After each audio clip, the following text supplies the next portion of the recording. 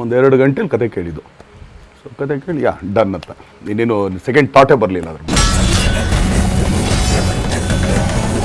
ಸಮುದ್ರದಲ್ಲಿ ಮುತ್ತು ಹುಡುಕ್ದಂಗೆ ಇಲ್ಲ ಇನ್ನೊಂದು ವಜ್ರ ಹುಡುಕ್ದಂಗೆ ಇವೆಲ್ಲ ಅಷ್ಟು ಈಸಿಯಾಗಿ ಸಿಗಲ್ಲ. ಇದು ನನ್ನ ಅದೃಷ್ಟ ಅಂತ ಹೇಳ್ತೀನಿ, ನನಗೆ ಈ ಕತೆ ಸಿಕ್ಕಿದೆ.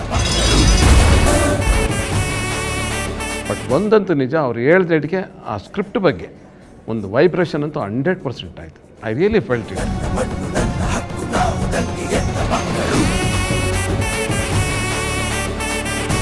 ನಾನು ಅಲ್ಲದೆ ಹೋಗಿದ್ರೆ ಆ ಜಾಗದಲ್ಲಿ ಯಾರಿದ್ರೂ ಈ ಪಾತ್ರನ ಒಪ್ಕೊಳ್ತಾ ಇದ್ದಾರೆ. Such a huge opportunity. ಇಂಥ ಒಂದು ಅವಕಾಶ ಸಿಕ್ಕಿದೆ ನನಗೆ ತುಂಬ ತುಂಬ ತುಂಬ ತುಂಬ ದೊಡ್ಡದು. ಕಳೆದ 1 ವರ್ಷದಿಂದ ನನಗೆ ಶ್ರದ್ಧೆ, ಭಯ, ಭಕ್ತಿ ಇದೆಲ್ಲ ಇರೋದೇ ಕಾಟೇರ.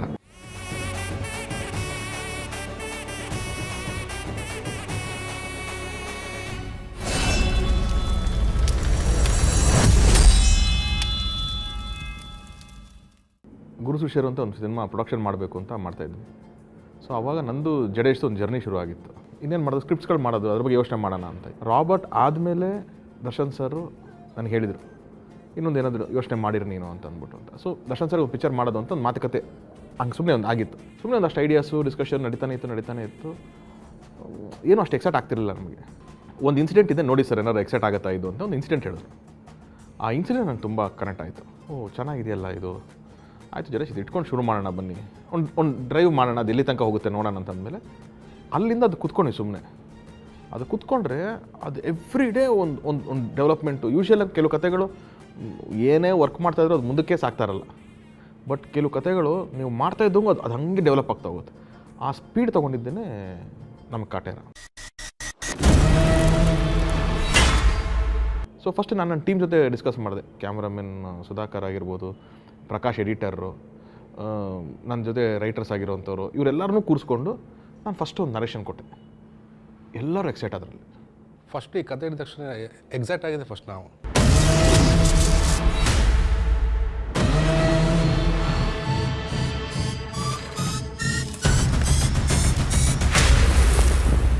ತರುಣ್ ಯೂಶ್ವಲಿ ಬಂದು ಕಥೆಗಳು ನರೇಟ್ ಮಾಡೋದೇ ಅಂದರೆ ಫುಲ್ ರೆಡಿ ಆದಮೇಲೆ, ಏನೋ ಒಂದು ಲೈನ್ ಇದೆ ಈ ಥರ ಮಾಡ್ತಾಯಿದ್ದು, nothing like that. So complete ಕಥೆನೇ ತೊಗೊಂಬಂದು ಫ್ರಮ್ ಸ್ಟಾರ್ಟ್ ಟು ಎಂಡ್, ಆಮೇಲೆ ಅದ್ರ ಲಿಂಕ್ ಬರುತ್ತೆ, ಈ ಥರ ಇರುತ್ತೆ. ಸೊ ಇದ್ರ ಮೇಲೆ ಕೂತು ಕೇಳಿದ್ದು, ಫುಲ್ ಕಥೆನೇ ಕೇಳಿದ್ದು. ಒಂದು 2.5 hours ಒಂದು ಅಟ್ಟ ಸ್ಟ್ರೆಚ್ ಒಂದು ಇಂಟರ್ವಲ್ ಬಿಟ್ಟು ನಾವು ಕೊಟ್ಟರೆ ಫಸ್ಟ್ ರೌಂಡಲ್ಲಿ ಓಕೆ ಮಾಡಿದ್ರು ಅವರು.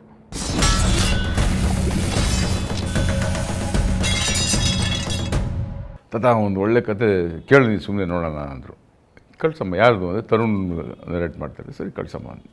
ರಾಕ್ಲೈನ್ ಸರ್ ಫೋನ್ ಮಾಡಿದ್ರು ನನಗೆ, ಬಾಮ್ಮ ಒಂದ್ಸರಿ ಕತೆ ಹೇಳು ಅಂತ. ಒಂದೇನಂದರೆ Rockline production is one of the biggest production in Kannada industry. So ಎಲ್ಲ ಸಿನಿಮಾ ಮಾಡಿದ್ದಾರೆ, ಬಟ್ ಅವರೇ ಹೇಳಿದ್ದು state subject actually first time ಇಷ್ಟೊಂದು ಇದಾಗಿ ಮಾಡ್ತಾಯಿದ್ದೀನಿ ನಾನು ಅಂತೇಳಿ. ಸರಿ ನಾನು ಹೋಗಿ ಅವ್ರಿಗೂ ಸೇಮ್ ಅಗೇನ್ ಫುಲ್ ನರೇಷನ್ ಕೊಟ್ಟೆ ಅವ್ರ ಆಫೀಸಲ್ಲಿ. ರಾಕ್ಲೈನ್ ಸರೇ ಹೇಳಿದ್ದು ನನಗೇನಂದರೆ, ನಂಗೆ ತುಂಬ ರೇರು ಒಂದು ಸ್ಟ್ರೈಟ್ ಕತೆ ಒಪ್ಕೊಳ್ಳೋದು, ಅದು ಒಂದು ಸಿಟ್ಟಿಂಗಲ್ಲೇ ಒಪ್ಕೊಳ್ಳೋದು ಭಾಳ ಕಷ್ಟ. ನಾನು ಒಂದೇ ಸಿಟ್ಟಿಂಗಲ್ಲಿ ನನಗೆ ಕನ್ವಿನ್ಸ್ ಆಗ್ತಾರೆ ಸ್ಟೋರಿ ಇದು ತುಂಬ ಚೆನ್ನಾಗಿದೆ, ನೀನೇನು ಮಾಡಿದ್ದು ಹೇಳ್ತಾಯಿದ್ದೆ ನನ್ನ ಕತೆ ಅಷ್ಟನ್ನೇ ಸಿನಿಮಾ ಮಾಡಿಕೊಟ್ಬಿಡು. ಸೊ ಒಂದು ಒಳ್ಳೆ ಸಾಲಿಡ್ ಕತೆ ಇರೋವಂಥ ಸಿನಿಮಾ ಮಾಡೋವಂಥ ಅವಕಾಶ ನನಗೆ ಸಿಕ್ಕಿದೆ, ಮಾಡೋಣ. ಸೊ ಗೋ ಹೆಡ್ ಅಂತ ಹೇಳಿದ್ದೆ, ವಿ ಸ್ಟಾರ್ಟೆಡ್.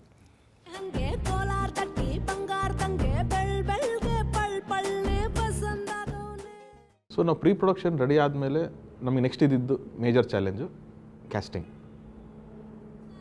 ನಾನೊಂದೇ ಇದ್ದಿದ್ದು ನನಗೇನೆಂದರೆ, ನಾನು ಕತೆ ಬರಿಬೇಕಾದ್ರೆ ಯೂಶ್ವಲಾಗಿ ನಾವು ಕತೆ ಮಾಡ್ಬೇಕಾದ್ರೆ ನನ್ನ ತಲೆಯಲ್ಲಿ ಒಂದು ಪಾತ್ರ ಓಡ್ತಾ ಇರುತ್ತೆ. ಹಾಗೆ ನಾನು ಫಸ್ಟ್ ಬರ್ಕೊಂಡಲ್ಲೇ ಇದ್ದಿದ್ದು ಶ್ರುತಿ ಮೇಡಮ್ ಆಗಿರ್ಬೋದು, ಕುಮಾರ್ ಗೋವಿಂದ್ ಸರ್ ಇರ್ಬೋದು, ಬಿರಾದರ್ ಸರ್, ಜಗಪತಿ ಬಾಬು ಅವರು.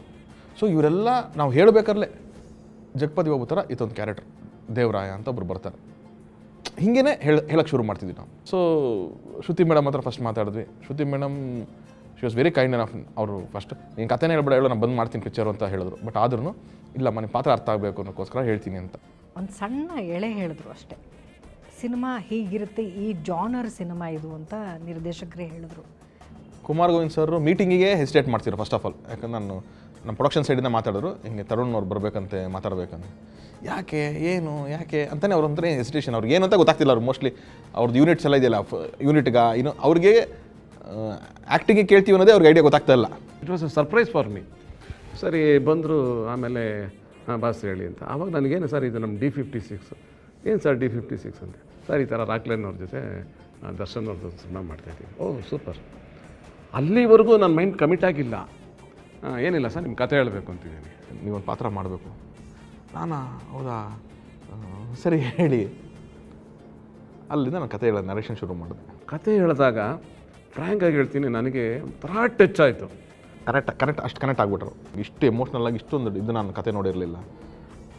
ತರುಣ್ ಒಂದೇ ಮಾತಿಲ್ಲ ಹೇಳಿದ್ದು, ನೋಡಿ ಸರ್ ಇಡೀ ಸಿನಿಮಾದಲ್ಲಿ ದರ್ಶನ್ ಅವ್ರ ಪಾತ್ರ ಇದೆಯಲ್ಲ, ಆ ಪಾತ್ರ ಇದು ಒಂದೇ ಒಂದು ಪಾತ್ರಕ್ಕೆ ಸೈಲೆಂಟ್ ಆಗೋದು, ಇನ್ನು ಯಾರ ಜೊತೆಲೂ ಅವ್ರದ್ದು ಸೈಲೆಂಟ್ ಆಗಲ್ಲ. ಈ ಥರದ್ದು ಒಂದು ಅದು ನೀವು ಮಾಡಿದ್ರೆ ತುಂಬ ಚೆನ್ನಾಗಿರುತ್ತೆ ಅಂದರೆ. ನೋಡಿ ಒಂದಿನ ನಮ್ಮನ್ನು ಕರೆದ್ರು, ಸರ್ ಒಂದು ಸ್ಕ್ರಿಪ್ಟ್ ರೀಡಿಂಗು ನೀವು ಬರಬೇಕು ಹಾಗೆ ಹೀಗೆ ಅಂತ. ಖಂಡಿತ ಅಂತ. ಅದೆಲ್ಲ ನನಗೆ ಒಂದು ಹೊಸ ಅನುಭವ. ಸಿನಿಮಾ ಇಂಡಸ್ಟ್ರಿಗೆ ಬಂದು 30 ವರ್ಷ ಆದಮೇಲೆ ನನಗದು ಒಂದು ಹೊಸ ಅನುಭವ.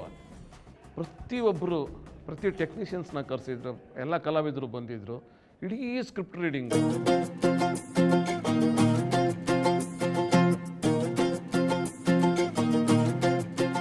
ಸೊ ಕ್ಯಾಸ್ಟಿಂಗ್ ಇವರೆಲ್ಲ ಆದಮೇಲೆ ನಮಗೆ ಇನ್ನೊಂದು ಇದ್ದಿದ್ದು main heroine, female lead.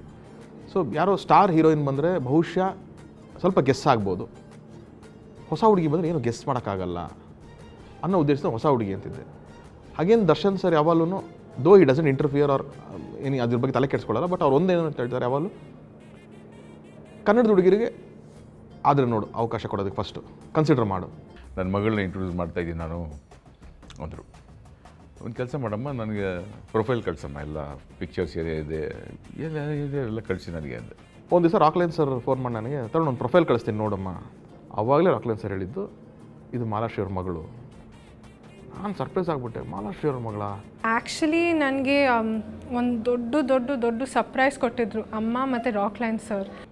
Then look test ಎಲ್ಲ ಮಾಡಿ ಆಡಿಷನಲ್ಲಿ ಮಾಡಿದ್ರೆ ತುಂಬ ಚೆನ್ನಾಗಿ ಪರ್ಫಾರ್ಮ್ ಮಾಡಿದ್ರು. Then we came to a conclusion, okay ಇವ್ರು ಚೆನ್ನಾಗಿರುತ್ತೆ. ಅಲ್ಲಿಂದ Aradhana comes into Kaatera.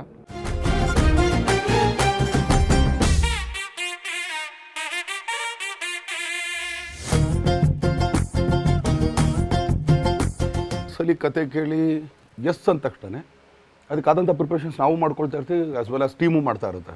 But ಅಗೇನು properties ಬೇಕಲ್ಲ, ಚಿಕ್ಕ ಪ್ರಾಪರ್ಟೀಸ್. ಇವತ್ತು ಯಾವುದೂ ಸಿಗ್ತಾ ಇಲ್ಲ 70s ಇರೋದು. ನಿಮ್ಗೆ ಯಾವುದೋ ಒಂದು ಫೋನ್ ಸಿಗಲ್ಲ, ಲ್ಯಾಂಡ್ಲೈನ್ ಫೋನ್ಸ್ ಅವಾಗ ಯೂಸ್ ಮಾಡ್ತಿರೋದು ಅದು ಸಿಗಲ್ಲ. ಯಾವುದು ಬೇಡ, ಎತ್ತಿನ ಗಾಡಿ. ರೈತರು, ಹಳ್ಳಿ, ಮೀನ್ ಆಫ್ ಟ್ರಾನ್ಸ್ಪೋರ್ಟು ಎಲ್ಲನೂ ಎತ್ತಿನ ಗಾಡಿನೇ. ಇವತ್ತಿಗೆ ಚಕ್ರ ಇಲ್ಲ, ಇವತ್ತಿಗೆಲ್ಲ ಇದು ಟಯರ್ದು ಬಂದುಬಿಟ್ಟಿದೆ ಇವಾಗೆಲ್ಲ. ಸೊ ಇವತ್ತಿಗೆ ಯಾರು ಯೂಸ್ ಮಾಡ್ತಿಲ್ಲ ಅದನ್ನು. ನಾವು ಹುಡುಕ್ಬೇಕು ಅಂತಂದರೆ ನಮಗೆ 2 ಚಕ್ರ ಬೇಕು ಅಂತಂದರೆ ಎಲ್ಲೋ ಯಾವುದೋ ಊರುಗಳಿಂದ ಆ ಚಕ್ರ ತರಿಸ್ಬೇಕು ನಾವು. So again they have to research. ಅವಾಗ ಒಂದು ವೈರಿನ ಥರ ಒಂದು ಬ್ಯಾಗ್ ಬರೋದು, ಬಟ್ಟೆಗಳಲ್ಲಿ ಬ್ಯಾಗ್ ಬರೋದು, ಅದ್ರ ಮೇಲೆ ವರ್ಕ್ ಮಾಡಬೇಕು. ಅದ್ರದ್ದೇನು ಟೋನು ಹೊಸ ಥರ ಇರಬಾರ್ದು, ಅದು ಏಜಿಂಗ್ ಆಗಿರಬೇಕು. ಹೀರೋ ಸರ್ಗಾಗಲಿ, ಹೀರೋಯಿನ್ಗಾಗಲಿ, ಅಲ್ಲಿ ಬರೋಂತಹ ಪಾತ್ರಗಳಾಗಲಿ, ಜೂನಿಯರ್ಸ್ಗಾಗಲಿ 150 ಜನ ಜೂನಿಯರ್ಸು, 500 ಜನ ಜೂನಿಯರ್ಸು, 1000 ಜನ ಜೂನಿಯರ್ಸ್ ಇದ್ದರೂ ಕೂಡ ಅಷ್ಟನ್ನು ನಾವು ಬಟ್ಟೆ ಸೆಲೆಕ್ಟ್ ಮಾಡಿ ಇಡ್ತಿದ್ವಿ. ಹೀರೋ ಕೆಲಸ ಅದರದ್ದೇ ಮಾಡ್ತಾ ಇರೋದು. ಅಲ್ಲಿ ಸಿಗೋ ಎಕ್ವಿಪ್ಮೆಂಟ್ಸು, ಆ ಸುತ್ತಿಗೆ ಇರ್ಬೋದು, ಅವನ ಕುಲುಮೆನಲ್ಲಿ ಏನೇನು ಪ್ರಾಪರ್ಟೀಸ್ ಇರುತ್ತೆ, ಯಾವುದು ಇವತ್ತಿಂದ ಇಲ್ವಲ್ಲ, ಎಲ್ಲ ಮೇಡ್ ಟು ಆರ್ಡರ್ ರೆಡಿ ಮಾಡ್ಬೇಕು ನಾವು. ಸೊ ಅದೊಂದು ಜಾಬ್ ಶುರು ಆಯಿತು ನಮಗೆ. ಪಾತ್ರ ಏನು ಕೇಳುತ್ತೆ, ಈಗ ಬಿಲ್ಟ್ ಬೇಕಾ ಬೇಡವಾ, ಅವ್ನು ನಾರ್ಮಲ್ಲ, ಅವ್ನು ಅಭೆಪಾರಿನ. ಸೊ ಅದ್ರ ಮೇಲೆ ನಾವು ಸ್ವಲ್ಪ ವರ್ಕ್ ಮಾಡ್ಕೊಳ್ತಿದ್ವು. ಏನೋ ಕುಲ್ಮೆ ಕೆಲಸ ಮಾಡೋನು ಅಂದಾಗ ಆಬ್ವಿಯಸ್ಲಿ ಅವ್ನ ಶೋಲ್ಡರ್ಸು, ಆರ್ಮ್ಸ್ ಮಾತ್ರ ತುಂಬ ಚೆನ್ನಾಗಿರುತ್ತೆ. ಒಂದು ಡಬ್ಬ ಐಡಿಯಾ ಹೇಳ್ತೀನಿ ನೋಡ್ತೀನಿ ಯಾವಾಗಲೂ. ಹೇಳಿ ಬಾಸ್ ಹೇಳಿ, ಈ ಬನೀನ್ ಇದೆಯಲ್ಲ, ಇದನ್ನೆಲ್ಲ ಕೂತ್ ಮಾಡಿ ಅರ್ಧ ಹಾಕಿದ್ರೆ ಹೆಂಗಿರುತ್ತೆ. ಸೊ ಅವತ್ತಿನ ಪಾತ್ರಕ್ಕೆ ಒಬ್ಬ ಕುಲ್ಮೆವ್ನು ಹೆಂಗಿರ್ತಾನೆ, ಯಾವುದೋ ಒಂದು ತೂತ್ ಬನೀನು, ಯಾಕಂದರೆ ಕಿಡಿ ಯಾವಾಗ ಇರುತ್ತೋ ಅನ್ನೋ ಗೊತ್ತಿಲ್ಲ. ನಾನು ಸುಧಾಕರ್ ಇದ್ವಿ. ಅವ್ನು ಸುಧಾಕರ್ಗೆ ಆಗಲ್ಲ. ಸುಧಾಕರ್ ಹೆಂಗೆ ಅಂದರೆ ನೀಟ್ ಕ್ಲೀನಾಗಿರಬೇಕು. ಎಸ್ಪೆಷಲಿ ಹೀರೋ ಅಂದರೆ ಅವನು ಬೇರೆ ಎಲ್ಲ ಆರ್ಟಿಸ್ಟು, ಹೀರೋಯಿನ್ ಎಲ್ಲರಿಗಿಂತ ಚೆನ್ನಾಗಿ ಕಾಣಿಸ್ಬೇಕು ಅವ್ನು ಹೀರೋ. ಆ ಥರ ಅವ್ನು ಓವರ್ ಲವ್ ಮಾಡ್ತಾನೆ ಹೀರೋನ. ಅವನು ಅರಿಯೋದಿಲ್ಲ, ಬೇಡ ಬಾಸ್, ಯಾಕೆ ಅರಿಯೋದು, ಚೆನ್ನಾಗಿ ಕಾಣಿಸ್ಬೇಕು. ಮೊದಲೇ ಫುಲ್ ಎಲ್ಲ ಡಸ್ಟು, ಗಲೀಜು ಬಟ್ಟೆ ಹಾಕ್ತಾಯಿದ್ದೀವಿ, ಅದ್ರ ಮೇಲೆಲ್ಲ ಅರಿಯೋದು ಚೆನ್ನಾಗಿರಲ್ಲ. ಸುಧಾ, ನೀನು ದರ್ಶನ್ ನೋಡಿ ಬಿಟ್ಬಿಡು, ಕಾಟೇರಿ ಕ್ಯಾರೆಕ್ಟ್ರಲ್ಲಿ ನೋಡು. ಅಲ್ಲಿಂದ ಇಡೀ ಸಿನಿಮಾ ಅದನ್ನು ಫಾಲೋ ಮಾಡ್ತೀವಿ ನಾವು.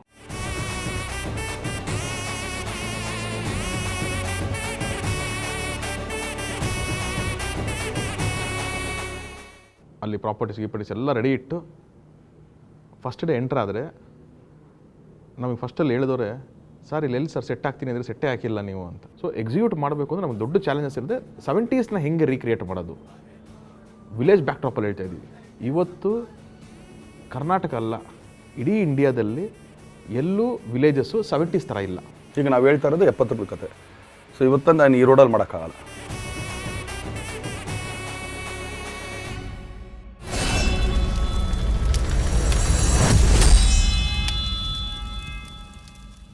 ನಾವೊಂದು ಐಡಿಯಾ ಕೊಟ್ವಿ, ಏನಂತಂದರೆ ನಾವು ಒಂದಷ್ಟು ಹಳ್ಳಿಗಳಿಗೆ ಹೋಗೋಣ, ಹಳ್ಳಿಗಳ ಹತ್ರ ಅಲ್ಲಿ ಹೆಂಗೆ ಶೂಟ್ ಮಾಡೋದಕ್ಕೆ ಹಳ್ಳಿಗಳೆಲ್ಲ ನೋಡೋಣ ಅಂತ ಹೋದ್ವಿ. ಸುಮಾರಷ್ಟು ಹಳ್ಳಿಗಳೆಲ್ಲ ನೋಡಿದ್ವಿ. ಒಂದು ಹಳ್ಳಿ ಕೂಡ ಇವತ್ತೇನಾಗಿದೆ ಆ ಎರ ಇಲ್ಲ ಇವಾಗ. ಸರಿ, ಎಲ್ಲರೂ ರೆಡಿ ಸೆಟ್ಗೆ ಹೋಗೋಣ ಅಂತಂದರೆ ಅಷ್ಟು ದೊಡ್ಡ ಒಂದು ದೊಡ್ಡ ವಿಲೇಜೇ ಇರುವಷ್ಟು ಎಲ್ಲೂ ಇಲ್ಲ. ಕರ್ನಾಟಕದಲ್ಲಿ ಎಲ್ಲರೂ ಮಾಡೋಣ ಅಂತಂದರೆ ದರ್ಶನ್ ಸರ್ನ ಇಟ್ಕೊಂಡು ಲೈವ್ ಲೊಕೇಶನಲ್ಲಿ ಇಂಪಾಸಿಬಲ್ ಇದೆ, ಅದು ಹಳ್ಳಿಗಳಲ್ಲಂತೂ ಇಂಪಾಸಿಬಲ್ ಇದೆ. ಆಮೇಲೆ ನಾವೇನು ಮಾಡಿದ್ವಿ, ರಾಕ್ಲಿನ್ ಸರ್ ಹತ್ರ ಕೂತ್ಕೊಂಡು ಹಿಂಗೆ ಮಾತಾಡ್ಬೇಕಾದ್ರೆ, ಸರ್ 2 ಹಳ್ಳಿ ಬರುತ್ತೆ, ಒಂದು ಹೀರೋದು ಒಂದು ವಿಲನ್ದು. ಸೊ ಈ 2 ಹಳ್ಳಿನೂ ಮಾಡಬೇಕಾಗತ್ತೆ ಸರ್. ಇದೆಲ್ಲ ಯೋಚನೆ ಮಾಡಿ ಹಳ್ಳಿ ಪಿಕ್ಚರ್ ಮಾಡೋದು ತುಂಬ ಕಷ್ಟ. ಅದು ನಾವು ಅನ್ಕೋತೀವಿ ತುಂಬ ಯಾವುದೋ ಒಂದು ಹಳ್ಳಿಯಲ್ಲಿ ಮಾಡ್ಕೊಂಬಿಡೋದು ಅಂತ. ಅದರಲ್ಲೂ ಇಂಥ ಸೂಪರ್ ಸ್ಟಾರ್ ಇಟ್ಕೊಂಡು ನಾವು ಮಾಡೋಕ್ಕಾಗೋದಿಲ್ಲ ಅದು. ಸೊ ಕಂಟ್ರೋಲ್ ಲೊಕೇಶನ್ ಬೇಕು, ಟ್ರಾನ್ಸ್ಪೋರ್ಟಿಂಗ್ ಈಸಿ ಇರಬೇಕು. ಯಾಕಂದರೆ ನಮಗೆಲ್ಲ ದೊಡ್ಡ ದೊಡ್ಡ ವೆಹಿಕಲ್ಸ್ಗಳು ಬರಬೇಕು, ನಮಗೆ ಕ್ರೈನ್ಸ್ ಬರಬೇಕು, ಇನ್ನೊಂದು ಬರಬೇಕು. ಸೊ ಹೋಗ್ತಾ ಗೊತ್ತಾಗಿದೆ everything is so challenging year. ಒಂದು ಚಿಕ್ಕದು ಏನೋ ಮಾಡಬೇಕಂದ್ರೂ ಚಾಲೆಂಜ್ ಆಗ್ತಾ ಹೋಗ್ತಾ ಇದೆ ಅಂತ. ನಾನು ರವಿಶಂಕರ್ ಅವರ ಆಶ್ರಮಕ್ಕೆ ಹೋಗ್ತಾ ಇದ್ದೀನಿ, ಆರ್ಟ್ ಆಫ್ ಲಿವಿಂಗು. ಅವ್ರನ್ನ ಆಶೀರ್ವಾದ ತೊಗೊಂಡು ಮಾತಾಡ್ಕೊಂಡು ಕೂತ್ಕೊಂಡಿದ್ವಿ. ಮಾತಾಡ್ತಾ ಇದ್ದಾಗ ಅವರು ಏನು ಪಿಕ್ಚರ್ ಮಾಡ್ತಾಯಿದ್ದಾರೆ ಎಲ್ಲ ಯಾವಾಗ ಓದು ಕೇಳ್ತಾ ಇರ್ತಾರೆ ಪಾಪ ಅವರು. ನಾನು ಈ ಥರ ಒಂದು ಚಿತ್ರ ಮಾಡ್ತಾಯಿದ್ದೀನಿ ಗುರುದೇವ್ ಅಂತ. ಹೌದಾ, ಸರಿ. Then luckily we found out one place, ಗುರುಗಳಾದ ರವಿಶಂಕರ್ಜಿ ಅವರ ಆಶ್ರಮದ್ದು ಅವ್ರ ಅಂಡರ್ನಲ್ಲಿದ್ದಂಥ ಒಂದು ಜಾಗ ಸಿಕ್ತು ನಮಗೆ. ನಿಮ್ಗೇನು ತೊಂದರೆ ಆಗಲ್ವಾ ಅಂತ ಕೇಳಿದೆ. ನಮಗೇನು ತೊಂದರೆ ಆಗುತ್ತೆ, ತುಂಬ ಜಾಗ ಇದೆಯಲ್ಲ, ಮಾಡಿ ನೀವು. ದಟ್ ವಾಸ್ ಎಲ್ಲದಕ್ಕೂ ಅನುಕೂಲ ಆಗೋ ಥರದ್ದು ಒಂದು ಜಾಗ ಸಿಕ್ತು finally. Then we started the set works. Art ಡೈರೆಕ್ಟ್ರು ಒಳಗಡೆ ಬಂದರು, ಗುಣ ಅಂತ ನಮ್ಮ ಆರ್ಟ್ ಡೈರೆಕ್ಟ್ರು. ಅಲ್ಲಿಂದ ಮತ್ತೆ ರಿಸರ್ಚ್ ಸ್ಟಾರ್ಟ್. ಹೆಂಗೆ 2 ಹಳ್ಳಿನ ಡಿಫ್ರೆಂಟಾಗಿ ತೋರಿಸೋದು, ಅದ್ರದ್ದು ಏನು ಟೆಕ್ಸ್ಚರ್ಸು, ಅದು ಹೆಂಗೆ ಮನೆಗಳು ಚೇಂಜಸ್ ಆಗಬೇಕು, ಅದೆಲ್ಲ ಅಲ್ಲಿಂದ ವರ್ಕ್ ಮಾಡೋಕ್ಕೆ ಶುರು ಮಾಡಿದ್ವಿ. 2 ಹಳ್ಳಿಗೆ ಡಿಫ್ರೆನ್ಸ್ ಇರಬೇಕು ನನಗೆ. ಸೊ ಸೆಟ್ ಹಾಕಿದಾಗ ಒಂದೇ ಒಂದು ಕಂಡೀಷನ್ ನಂದು ಏನಂತ ಅಂದರೆ, ನಾನು ಆರ್ಡರ್ ಕೂರಿಸ್ಕೊಂಡು ಒಂದೇ ಹೇಳಿದೆ ಅಷ್ಟೇ. ನೋಡಿ, ಇಡೀ ಒಂದು ಹಳ್ಳಿ ಸೃಷ್ಟಿ ಮಾಡ್ತಾಯಿದ್ದೀವಿ, ಆ ಹಳ್ಳಿ ಬಂದು ನಮಗೆ ಈ ಡಮ್ಮಿ ಥರ ಸೆಟ್ ಥರ ಕಾಣಬಾರ್ದು, ರಿಯಲ್ ಇರಬೇಕು. ನಾವು ಸೆಟ್ಟೇ ಹಾಕ್ತಿರೋದು, ಅಷ್ಟೊಂದು ರಿಯಲ್ ಮಾಡೋಕ್ಕಾಗಲಿಲ್ಲ ಅಂದರೂ ಅಟ್ಲೀಸ್ಟ್ ನಾವು ಒಂದು 80 to 90% ಟಚ್ 100% ಟಚ್ ಮಾಡೋದು ಪರವಾಗಿಲ್ಲ, ಅಟ್ಲೀಸ್ಟ್ ಒಂದು 80 to 90% ಟಚ್ ಮಾಡಲೇಬೇಕು ನಾವು. ಆ್ಯಸ್ ಎ ಪ್ರೊಡ್ಯೂಸರ್ ನನಗೆ ಥ್ರಿಲ್ಲಿಂಗ್ ಆಗಿತ್ತು. ಬಟ್ ಆ ಬಜೆಟ್ಟು ಎಲ್ಲೋ ಹೋಗ್ಬಿಡ್ತದೆ. ಒಂದು ಹೊಸ ಹಳ್ಳಿನೇ ಕಟ್ಬೋದೇನೋ ಅನ್ಸ್ಬಿಟ್ಟಿತ್ತು ನನಗೆ. ಆ್ಯಂಡ್ ಲಕಿಲಿ ರಾಕ್ಲೈನ್ ಸರ್ ಅವ್ರ ಈ ಥರ ಪ್ರೊಡಕ್ಷನ್ ದೊಡ್ಡ ಪ್ರೊಡಕ್ಷನ್ ಮಾಡಿ ಅಭ್ಯಾಸ ಇರೋದ್ರಿಂದ ಅವ್ರಿಗೂ ಒಂದಷ್ಟು ಅದ್ರ ಬಗ್ಗೆ ನಾಲೆಜಸ್ ಇದೆ. ಅವರೇ ಒಂದಷ್ಟು ಇನ್ಪುಟ್ಸ್ ಕೊಡೋರು, ಇದು ಹಿಂಗೆಲ್ಲ ಹಿಂಗೆ ಮಾಡಿದ್ರೆ ಇನ್ನೂ ಬೆಟರ್ ಆಗುತ್ತೆ. ಸೊ ಆ ಥರ ಆದಮೇಲೆ ಸರಿ, ಕತೆ ಚೆನ್ನಾಗಿದೆ, ಸಿನಿಮಾಗಾದ್ವಿ. ನಾನು ಒಬ್ಬ ನಿರ್ಮಾಪಕನಾಗಿ ಕತೆಗೆ ಏನು ಬೇಕೋ ನಾನೇ ಕಾಂಪ್ರಮೈಸ್ ಆಗಲ್ಲ. ಫಸ್ಟು ಏನು ಬೇಕೋ ಕೊಡ್ತೀನಿ ನಾನು. ಕತೆಗೆ ಇಂಥದ್ದು ಬೇಕು ಅಂದರೆ ಅವರು ಇಲ್ಲ ಬೇರೆ ಇಲ್ಲ ಇದು ಮಾಡಿ ಅಂತೀನಿ ನಾನು.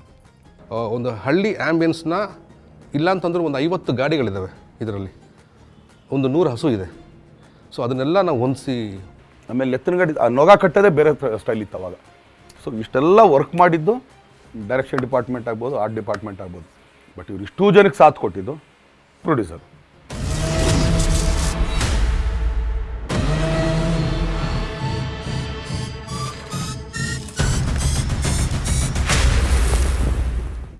Kaatera cinema very first day ನಾನು ಆ ಲೊಕೇಶನ್ಗೆ ಹೋದಾಗ ನನಗೆ ಫಸ್ಟ್ ಅದು ಯಾವುದೋ ಒಂದು ಹಳ್ಳಿ ಅಂದ್ಕೊಂಡೆ. ನಾನು ಎಂಟ್ರಾದೆ, ಕ್ಯಾರವ್ಯಾನ್ ಎಂದು ಹೇಳಿದು ಒಳಗಡೆ ಹೋದೆ. ಅಲ್ಲಿ ಅದು ಹೆಂಗಿತ್ತು ವಾತಾವರಣ ಅಂತ ಹೇಳಿದ್ರೆ, ಪಬ್ಲಿಕ್ಕು ಇದ್ದರು, ಅವರೆಲ್ಲ ಜೂನಿಯರ್ಸ್ಗಳು, ಕುರಿ ಮೇಕೆ ಎಲ್ಲನೂ ಇದು ಮಾಡಿದರು. ಸೆಟ್ ಅಂತಿದ್ದಾಗೆ ಅಲ್ಲೊಂಥರ ಜೀವನೇ ಇಲ್ಲದೆ ಇರೋ ಒಂಥರ ಒಂದು ಸೆಟ್ಟಾಗಿ ನಮಗೆ ಯಾವಾಗಲೂ ಕಾಣ್ತಾ ಇರುತ್ತೆ. ಈ ಸೆಟ್ಟು ಎಷ್ಟು ಚೆನ್ನಾಗಿತ್ತು ಅಂದರೆ, ಅಲ್ಲಿರುವಂಥ ಆ ಗಲ್ಲಿಗಳು, ಆ ಹೆಂಚಿನ ಮನೆ, ಅದ್ರ ಮುಂದೆ ಕಟ್ಟಾಕಿರುವಂಥ ದನ ಕರುಗಳು, ಆಮೇಲೆ ರಾತ್ರಿ ಹೊತ್ತು ಶೂಟ್ ಮಾಡುವಾಗ ಎಲ್ಲೆಲ್ಲೋ ಕಾಣುವಂಥ ಒಂದು ಸಣ್ಣ ದೀಪ, ಇದನ್ನೆಲ್ಲ ಅದ್ಭುತವಾಗಿ ಹಾಕಿದ್ದಾರೆ ಸರ್. ಆಮೇಲೆ ಒಂದು 5 minutes ಆದಮೇಲೆ ನನಗೆ ಮನಸ್ಸು ಇದು ಬಂದಿದ್ದರೆ, ಇದು ಸೆಟ್ ಇದು ಹಾಕಿರೋದು ಅಂತ. 1 hour ನಾನು ಹೇಳಿದೆ, ಬಾಸ್ ಸುಮ್ಮನೆ ಹಂಗೆ ಸುತ್ತಾಕೊಂಡು ಬರ್ತೀನಿ ಅಂತೇಳಿ. It took me back to 1970s. Actually ನಮ್ಮೆಲ್ಲರ ಆ್ಯಕ್ಟರ್ಸ್ದು ಕೆಲಸ ಈ ಸೆಟ್ಸು, ಈ ಕಾಸ್ಟ್ಯೂಮ್ಸು, ನಮ್ಮದು ಆ ಆ ಸೆಟಪ್ಪು, ಆ ಅಟೆನ್ಷನ್ ಟು ಡೀಟೇಲ್ ಎಲ್ಲ ನಮ್ಮ ಕೆಲಸ ಈಸಿ ಮಾಡಿದೆ.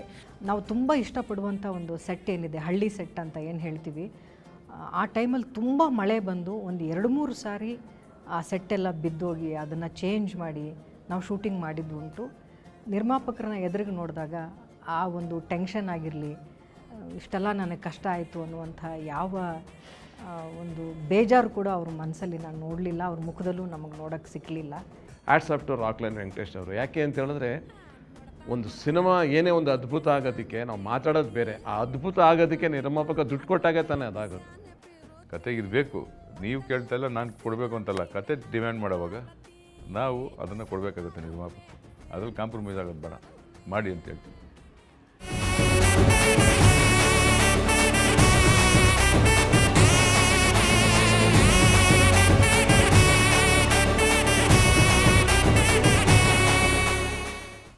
ಸೊ ನಾವು ಈ ಒಂದು 70s ಎರ ನಾವು ತೊಗೊತಾ ಇದೀವಿ ಅಂತಂದಾಗ ಕಲರ್ ಪ್ಯಾಲೆಟ್ಸು ತುಂಬ ಮುಖ್ಯ.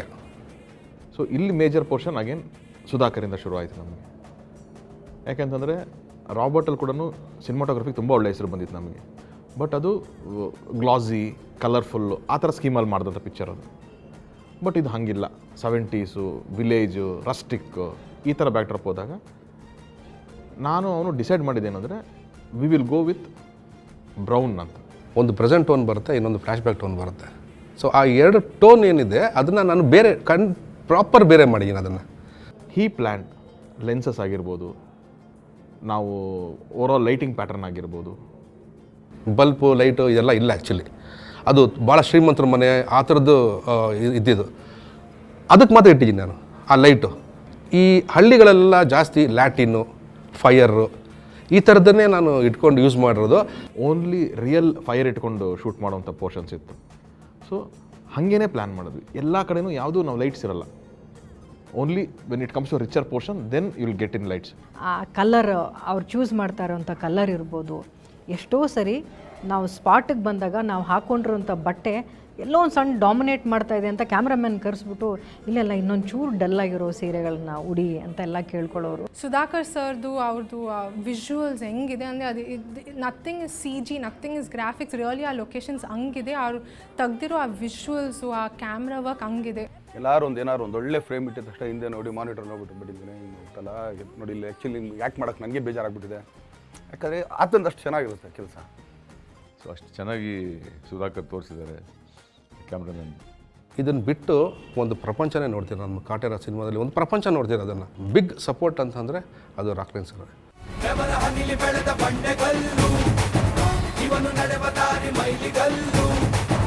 ಇವನ ಎದುರು ಯಾರು ಹೋಗಬ್ಯಾಡಿ, 12 ಗಂಟೆಗೆ ಮೊಬೈಲ್ ರಿಂಗ್ ಆಗ್ತಾಯಿದೆ. ನಾನು ಯಾರ್ದಪ್ಪ ಅಂತ ನೋಡಿದೆ, ಸೂಪರ್ ಸ್ಟಾರ್ ದರ್ಶನ್. ಏನಪ್ಪ ಇಷ್ಟದಾನೆ? ಬ್ರದರ್ ಅಂದೆ. Is a big super star, ಚಿತ್ರರಂಗದಲ್ಲಿ ಒಂದು ದೊಡ್ಡ ಹೆಸರು. ಅವ್ರು ಬಂದೇಟ್ಗೆ ಆ ಮೂಮೆಂಟ್ ಹೆಂಗಿರುತ್ತೆ ಅಂದರೆ ನಾವು ಸೂಪರ್ ಸ್ಟಾರ್ ಆಗಿಬಿಡ್ತೀವಿ.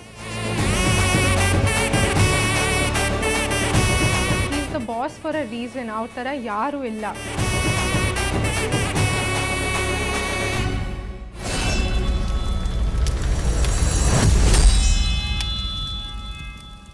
ದರ್ಶನ್ ಅವ್ರನ್ನ ನಾನು ಬಹಳ ವರ್ಷಗಳ ಹಿಂದೆ ಒಂದು ಸಿನಿಮಾದಲ್ಲಿ ಕೆಲಸ ಮಾಡಿದ್ದೆ. ಎಲ್ಲರ ಮನೆ ದೋಸೆ ಫಸ್ಟ್ ಟೈಮ್ ಅವ್ರ ಜೊತೆ ವರ್ಕ್ ಮಾಡಿದ್ದು ನಾನು.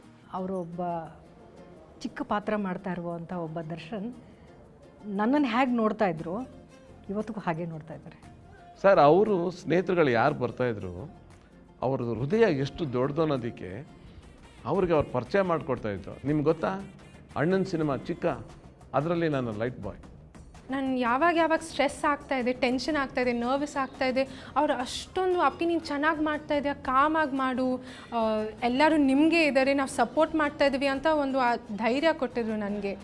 ಸೊ ಚಿತ್ರೀಕರಣದ ಸಂದರ್ಭದಲ್ಲಿ ಅಫ್ಕೋರ್ಸ್ ಅವರ ಒಂದು ನೀವೇ ನೋಡಿದ್ದೀರ ಎಷ್ಟು ಪರ್ಫಾರ್ಮ್, ಆ ಒಂದು ಸ್ಥಾನ, ಒಂದೊಂದು ಕ್ಯಾರೆಕ್ಟರ್ಗೆ ಎಂಥ ಪರ್ಫಾರ್ಮ್ ಮಾಡುವಂಥ ರೋಲ್ ಅದು.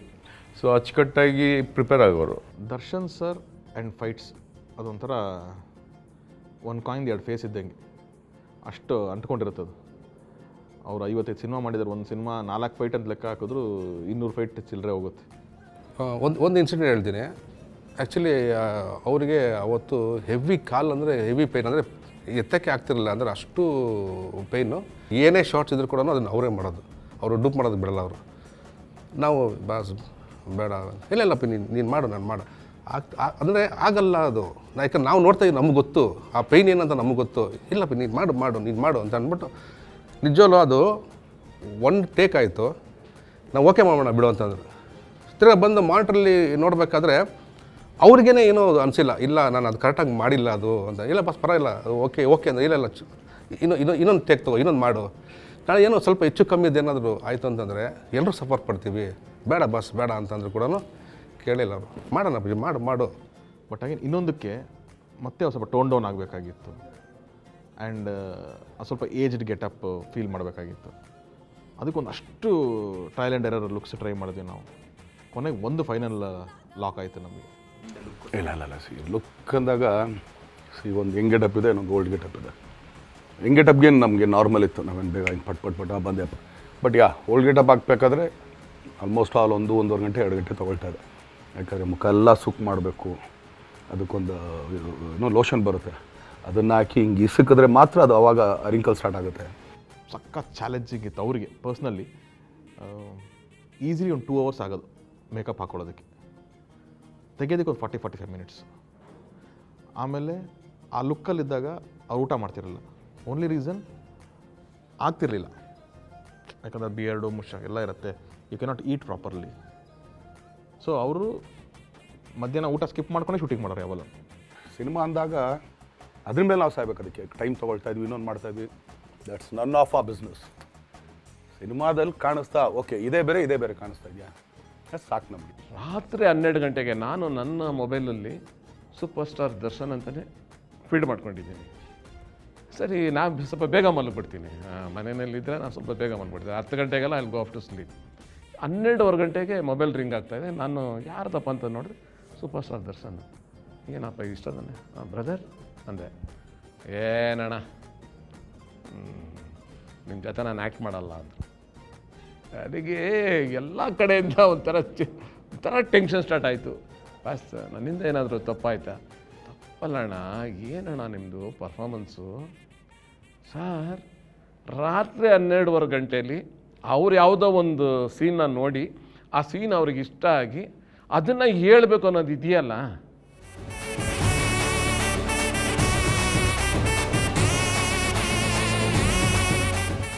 ಶೂಟಿಂಗ್ ಎಲ್ಲ ಆದಮೇಲೆ ನೆಕ್ಸ್ಟ್ ಹಂತನೇ ಪೋಸ್ಟ್ ಪ್ರೊಡಕ್ಷನ್.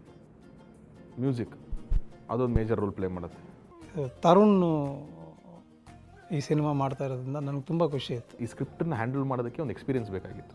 ಆ್ಯಂಡ್ ನನ್ನ ಅದರದ್ದೇನು ಹರಿ ಸರ್ ಅವ್ರಿಗೇನು ಹೇಳ್ಕೊಡೋದು ಬೇಕಾಗಿಲ್ಲ ಅವ್ರಿಗೆ. ಅದರಲ್ಲೂ ದರ್ಶನ್ ಅಂದರೆ ಇನ್ನೂ ಒಂದು ಸ್ವಲ್ಪ ಜಾಸ್ತಿನೇ ಪ್ರೀತಿ ಅವ್ರಿಗೆ. 70s ಅಂತ ಅಂದಾಗ ನಮ್ಗೆ ತುಂಬ ಸ್ವಲ್ಪ ಫೈರ್ ಇರೋಂಥ ಮ್ಯೂಸಿಕ್ ಅಂತಂದರೆ ನಾಗರಾವು ಅನಿಸುತ್ತೆ. ತುಂಬ ಮ್ಯೂಸಿಕಲ್ ಆಗಿದ್ದಿದ್ದು ಅವತ್ತಿಗೆ ಒಂದು ಪ್ರಸಂಗದ ಗಂಡೆ ತಿಮ್ಮ ಅನಿಸುತ್ತೆ.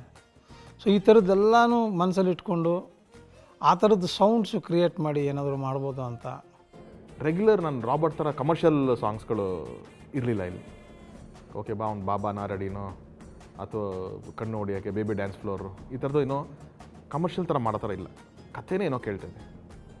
ಅವತ್ತಿನ ಟೈಮಲ್ಲಿ ಏನೇನಿತ್ತು, ಯಾವ ಥರ ಸೌಂಡಿಂಗ್ ಇತ್ತು. ಯಾಕಂದರೆ ನೀವು ಒಂದು ಸಿನಿಮಾಗೆ ಕೂತ್ಕೊಂಡು ಹೋಗೋ ಬಾಡಿಯನ್ನು ನಾವು ಕರ್ಕೊಂಡು ಹೋಗ್ಬೇಕಲ್ಲ. ನಾವು 70ಕ್ಕೆ 2023ಗಲ್ಲ ನಾವು ಮಾಡ್ತಾ ಇರೋದು, 70s. ಸೊ 70s ಫೀಲ್ ತರಬೇಕು ಅಂದರೆ ಅವ್ನಿಗೆ ಆ ಥರನೇ ಸೌಂಡಿಂಗ್ ಇರಬೇಕು.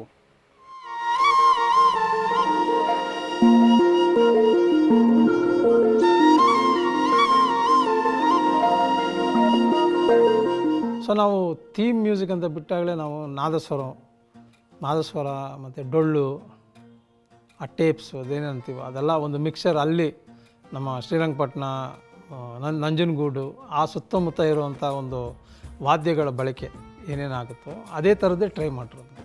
ಅದರಲ್ಲಿ ಶೂಟ್ ಮಾಡೋಕ್ಕಾಗುವಂಥದ್ದು 2 ಸಾಂಗ್. ಸೊ ನಾವು ಫಸ್ಟು ಕಂಪೋಸ್ ಮಾಡ್ಕೊಂಡಿದ್ದು ಯಾವ ಜನ್ಮದ ಗೆಳತಿ. ಖಂಡಿತ ನನಗೂ ಇರಲಿಲ್ಲ, ತರುಣ್ ಅವ್ರಿಗೂ ಇರಲಿಲ್ಲ. ಸಿಂಗರ್ ಮಾಡಿ ಫಸ್ಟ್ ಸಾಂಗು ಶೇಪ್ ಆಗಿಬಿಡಲಿ, ಸಾಹಿತ್ಯವಾಗಿ ಬರ್ತದೆ ಅಂತ ದರ್ಶನ್ ಸರ್ ಕೇಳಿದಾಗ ಅವರು ತುಂಬ ಚೆನ್ನಾಗಿದೆ, ಹೇಮಂತ್ ಇರ್ಬೋದಾ ಇದಕ್ಕೆ ಅಂತ ಅವ್ರು ಅಂದಾಗ ನಾವಿಬ್ಬರೂ ಸ್ಟ್ರೈಟಾಗಿ ಓಕೆನೇ ಅಂದಿದ್ದು. ಏನಂದರೆ ಹೇಮಂತ್ ಆಡಿದ್ರೆ ನಾನು ಆಡ್ದಂಗೆ ಇರುತ್ತೆ. ಈಗ ಬುಲ್ಬುಲ್ ತೊಗೋಬೋದು, ಯಾವುದೇ ಸಾಂಗ್ ತೊಗೋಬೋದು, ಸುಮಾರು ಸಾಂಗ್ಗಳು. ಸೊ ಹೇಮಂತ್ ಕೈಲೇ ಆಡಿಸು ನೀನು, ಬೇರೆಯವ್ರ ಕೈಲಿ ಯಾಕೆ ಸುಮ್ಮನೆ ಆಡಿಸ್ತೀಯಾ, ಯಾಕಂದ್ರೆ ಚೆನ್ನಾಗಿರುತ್ತೆ, ಆಮೇಲೆ ಸೌಂಡಿಂಗು ಚೆನ್ನಾಗಿರುತ್ತೆ ಆತಂದು ಅಂತ ಅಂದ್ಬಿಟ್ಟು. ಎದೆಗೆ ಔಚಿನ ಕಾಯುವೆ ನಿನ್ನನು. ಯಾವ ಜನ್ಮದಾಗ ಹೇಳ್ತೇವೆ ಅಂದ್ರೆ ನಾವು 4 ಲೊಕೇಶನ್ನು ಬೇರೆ ಬೇರೆ ರೀತಿ ನೋಡಿದ್ವಿ. ಆ 4 ಲೊಕೇಶನ್ನು ಎಲ್ಲನೂ ಡಿಫ್ರೆಂಟ್ ಲೊಕೇಶನ್ಸ್. ಒಂದು ನೀರಲ್ಲಿ ಮಾಡಿದ್ವಿ, ಇನ್ನೂ ಒಂದು ರಾಕ್ ಅಂತ ಮತ್ತೆ ಫುಲ್ ಕಲ್ಲಿಂದ. ಆ್ಯಕ್ಚುಲಿ ಆ ಸಾಂಗ್ನ ನಾನು ನಿಮಗೆ ನಾವು ಅದನ್ನು ಒಂದು ತುಣುಕು ಕೂಡ ತೋರಿಸಿಲ್ಲ. ಅದು ಅಷ್ಟೇ ಒಂದು ವಂಡರ್ಫುಲ್ ಪ್ಲೇಸ್, ಅದು ಅಥೆಂಟಿಕ್ ಒಂದು ಜಾಗ, ಅದರಲ್ಲೊಂದು ಶೂಟ್ ಮಾಡಿದ್ವಿ. ಥರ ಮ್ಯಾಚ್ ಮಾಡಬೇಕಂದ್ರೆ I was just two nervous. And ಅವರು 1 ಸೆಕೆಂಡಲ್ಲಿ ಬಂದು ಆ ಸ್ಟೆಪ್ ಇಟ್ಕೊಂಡು ಬಿಡ್ತಾರೆ. ಆ ಥರ ನನಗೇನು 5 ಮಿನಿಟ್ಸ್ 10 ಮಿನಿಟ್ಸ್ ನಾನು ರಿಹರ್ಸ್ ಮಾಡ್ತಾ ಇದ್ದೀನಿ, ಅವ್ರು ಬರ್ತಾನೇ ಇಲ್ಲ ಅವ್ರ ಹತ್ರ. ನಾವು ನೋಡ್ತಾ ಇರ್ತೀವಿ, ಪ್ರಾಕ್ಟೀಸ್ ಮಾಡ್ತಾ ಇರ್ತೀವಿ, ಅವ್ರು ಆ ಕಡೆ ಮಾಡ್ತಾರೆ, ನಾವು ಈ ಕಡೆ ಎಲ್ಲ ಮಾಡ್ತಾ ಇರ್ತೀವಿ. ಸೋ ಕಂಫರ್ಟಬಲ್, ಅವರೆಷ್ಟು ಆ ಲೀಡ್ ತೊಗೊತಾರೆ. ನಾನು ಮಾಡ್ತೀನಿ, ನನ್ನ ಫಾಲೋ ಮಾಡು, ನಾನು ಫಾಲೋ ಮಾಡಿದೆ, ಅಷ್ಟು ಚೆನ್ನಾಗಿ ಬಂದಿದ್ದು. ಇದನ್ನೆಲ್ಲ ನಾವು ನಾನು ಭೂಷಣ್ಣು ನಮ್ಮ ತರುಣ್ ಎಲ್ಲನೂ ಅದಕ್ಕೆ ಡಿಸ್ಕಸ್ ಮಾಡಿನೇ ನಾವು ಒಂದೊಂದು ಫ್ರೇಮ್ ಇಡಬೇಕು, ಒಂದೊಂದು ಶಾರ್ಟ್ ಇಡಬೇಕು ಅಂದರೆ ನಾವು 3 ಜನ ಡಿಸ್ಕಸ್ ಮಾಡಿನೇ ಆ ಶಾರ್ಟ್ನ ಇಡೋದು ಯಾವಾಗಲೂ. ತುಂಬ ತುಂಬ ಪ್ರೀತಿ ನಿನ್ನ ಮ್ಯಾಲೆ. ಸೊ ಇದಿಷ್ಟು ಪ್ಲ್ಯಾನಿಂಗಲ್ಲಿ ಒಂದು ಐಟಮ್ ಸಾಂಗ್ದು ಒಂದು ಟಾಪಿಕ್ ಬಂತು ನನಗೂ ಏನು ಈ ದರ್ಶನ್ ಸರ್ ಸಿನಿಮಾಗಳಲ್ಲಿ ಯೂಶಲಾಗಿ ಅದೇ ಬ್ಲಾಕ್ ಬಸ್ಟರ್ಸ್ ಆಗಿದ್ದಾವೆ. ಒಂದು ಬೇಕಾ, ಒಂದು ಇಟ್ಬಿಡಲ್ವಾ? ಆ್ಯಕ್ಚುಲಿ ಮಾಡ್ಕೊಂಡ್ವಿ ನಾವು ಐಟಮ್ ಸಾಂಗ್ 1-2 ಥರದ್ದು ಮಾಡ್ಕೊಂಡಿದ್ವಿ. ತುಂಬ ವಿಭಿನ್ನವಾಗಿ ಟ್ರೈ ಮಾಡಿದರು. ಎಲ್ಲ ಮುಗಿದಿನ ಲಾಸ್ಟ್ ಆ ಸಾಂಗ್ ಶೂಟ್ ಮಾಡಬೇಕು. ರಾಕ್ಲೈನ್ ಸರು ದರ್ಶನ್ ಸರ್ಲ್ಲ ಪಿಕ್ಚರ್ ನೋಡೋದು. ಆ ಟೇಬಲ್ ಮೇಲೆ ಡಿಸೈಡ್ ಮಾಡ್ತಾರೆ, ಬೇಡ ಆ ಸಾಂಗ್. ಎಲ್ಲ ರೆಡಿ ಆಗಿದ್ರು, ಇಲ್ಲ ಮಾಡ್ಬಿಡೋಣ, ಒಂದೇ ಒಂದು ಮಾಡೋಣ, ಇಲ್ಲ ಅದೊಂದು ಹೀರೋಯಿನ್ ಕರ್ಕೊಂಬಂದು ಮಾಡೋಣ ಹಂಗೆ. ನಾನು ಅದೇ ಹೇಳಿದೆ, ಎಲ್ಲ ಚೆನ್ನಾಗಿ ಇಷ್ಟೆಲ್ಲ ನಾವು ಮಾಡಿದ್ದೀವಿ. ಅಲ್ಲ ನನಗೆ ಅನಿಸ್ತಿದ್ದು, ನನಗೆ ಆ್ಯಕ್ಚುಲಿ ಒಂದೇ ಐಟಮ್ ಸಾಂಗ್ ಹಾಕೋಕ್ಕೆ 2 ನಿಮಿಷ ಹಂಗೆ ನಮಗೆ. ನಾನು ತರುಣ ಹರಿಗೆಲ್ಲ ಕೂರಿಸ್ಕೊಂಡು ಎಲ್ಲ ನನಗೇನೋ ಬೇಡ ಅನ್ನಿಸ್ತಾ ಇದೆ. ಅದ್ಭುತವಾಗಿ ಹೋಗ್ತಿದೆ ಸಿನಿಮಾ, ಇಷ್ಟು ಬ್ಯೂಟಿಫುಲ್ ಆಗಿದೆ, ಅದು ಹಾಗೆ ಇದೆ ಬಿಡಲಿ. ಹರಿ ಸರ್ ಅಷ್ಟೇ, ಅದನ್ನು ಕಂಪೋಸಿಂಗ್ ಆಗಿದೆ, ಇದೆ ರೆಡಿ ಇದೆ. ಪ್ರೊಡ್ಯೂಸರು ಅಷ್ಟೇ, ಏನು ತೊಂದರೆಲ್ಲಮ್ಮ, ನೀವು ಹೆಂಗೆ ಡಿಸಿಷನ್ ತೊಗೋತೀರಾ, I am with that. So ಆ ಸಾಂಗು ಬಿಡ್ತೀವಿ ನಾವು. ಹೊರಟಾದ್ರೂ ಮನಸ್ಸು ಬೆಂಡಿ, ನೀನಿಷ್ಟ ಅದಕ್ಕೆ ತಾನೇ ನೀ ಬಂದೆ ಬರಡು ನೆಲಕ್ಕೆ ಬಿದ್ದಂಗ್ ಸೋನೆ. ದರ್ಶನ್ ಅವ್ರ ಸಿನಿಮಾ ಅಂದರೆ ಅದರದೇ ಆದಂಥ ಒಂದು ವೈಬ್ರೇಷನ್ ಇದೆ. ಆ ವೈಬ್ರೇಷನ್ಗೆ ಮೀರಿ ಇದು ಇನ್ನೂ ಏನೋ ಒಂದು ಬೇರೆ ಲೆವೆಲ್ಗೆ ಇದಾಗುತ್ತೆ ಅನ್ನೋ ಒಂದು ನಂಬಿಕೆ ನನಗಿದೆ. ಚೌಕ 1 ನೋಡಿದ್ದೀರಾ, ಅದಾದಮೇಲೆ ರಾಬರ್ಟ್ ನೋಡಿದ್ದೀರಾ, ಈ 2ನ್ನ ಬಿಟ್ಟು 3ನೇ ಒಂದು ಆಯಾಮದ ಸಿನಿಮಾ ನೋಡ್ತೀರಾ. ತುಂಬ ಅಪರೂಪಕ್ಕೆ ಕೆಲವೊಂದು ಕತೆಗಳು ಹಂಗೆ ಕನೆಕ್ಟ್ ಆಗ್ತಾವೆ ನಮಗೆ. ಇನ್ನು ಮುಂದಿನ ಹಲವಾರು ಸಿನಿಮಾಗಳು ನಾವು ಮಾಡ್ಬೋದು, ಬಟ್ ಈ ಥರದೊಂದು ಕತೆ ಅಷ್ಟು ರೂಟೆಡ್ ಆಗಿರೋದು, ಒಂದು ಎಮೋಷ್ನಲಿ ಗ್ರಿಪ್ಪಿಂಗ್ ಆಗಿರೋವಂಥದ್ದು ತುಂಬ ಕಮ್ಮಿ ಸಿಗುತ್ತೆ. ಸೊ ಈ ಸಿನಿಮಾಗೆ, ಈ ಸ್ಕ್ರಿಪ್ಟಿಗೆ ಒಂದೇನೋ ವಿಶೇಷವಾದ ಒಂದು ಪ್ರೀತಿ ಇದೆ ನಮ್ಮೆಲ್ಲರಿಗೂ. ಸೊ ಅದಕ್ಕೆ ಖುಷಿಯಾಗಿ ನೋಡ್ತಾ ಇದ್ದಾರೆ. ಅದನ್ನು ಯಾವ ಮಟ್ಟಿಗೆ ಬೆಳೆಸ್ತಾರೋ ಗೊತ್ತಿಲ್ಲ, ಚೆನ್ನಾಗಿ ಬೆಳೆಸಲಿ ಅಂತ ನಾನು ಈ ಒಂದು ಇಂಟರ್ವ್ಯೂ ಮುಖಾಂತರ ಅವ್ರಿಗೆಲ್ಲರಿಗೂ ನಾನು ಧನ್ಯವಾದಗಳನ್ನು ಹೇಳ್ತಾ, ಇನ್ನೂ ಅಚ್ಚುಕಟ್ಟಾಗಿ ಇನ್ನೂ ಎಷ್ಟು ದಿನ ನಮ್ಮ ಎಲ್ಲರ ಆಸೆ ಒಂದು 100 ದಿನ ಮಾಡಬೇಕು ಅಂತ ಇದ್ದೀವಿ. ಅದನ್ನು ಆಸೆನ ಪೂರೈಸಿ ಅಂತ ನಾನು ತುಂಬ ಹೃದಯದಿಂದ ಕೇಳ್ಕೊತಾ ಇದ್ದೀನಿ. ಐ ಆಮ್ ಶೋರ್ ಇದನ್ನು ಕನ್ನಡಿಗರು ತುಂಬ ದೊಡ್ಡ ಮಟ್ಟಕ್ಕೆ ಇದನ್ನು ಅಪ್ಕೋತಾರೆ ಅನ್ನೋದು ನನ್ನ ನಂಬಿಕೆ.